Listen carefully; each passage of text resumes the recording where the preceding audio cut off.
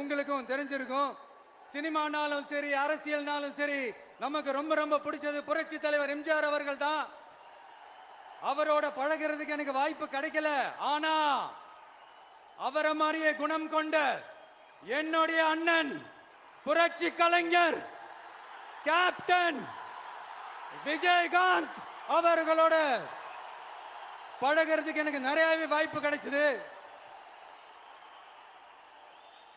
அவரும் இந்த மதுரை மண்ணை சேர்ந்தவர் தானே, அவரை மறக்க முடியுமா?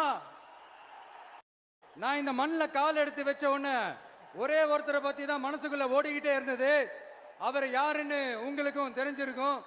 சினிமானாலும் சரி, அரசியல்னாலும் சரி, நமக்கு ரொம்ப ரொம்ப பிடிச்சது புரட்சி தலைவர் எம்ஜிஆர் அவர்கள் தான். அவரோட பழகிறதுக்கு எனக்கு வாய்ப்பு கிடைக்கல.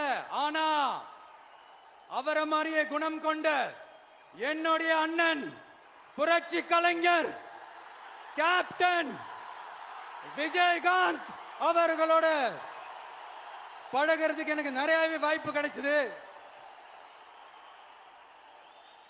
அவரும் இந்த மதுரை மண்ணை சேர்ந்தவர் தானே, அவரை மறக்க முடியுமா? நான் இந்த மண்ணில் கால் எடுத்து வச்ச உடனே ஒரே ஒருத்தரை பத்தி தான் மனசுக்குள்ள ஓடிக்கிட்டே இருந்தது.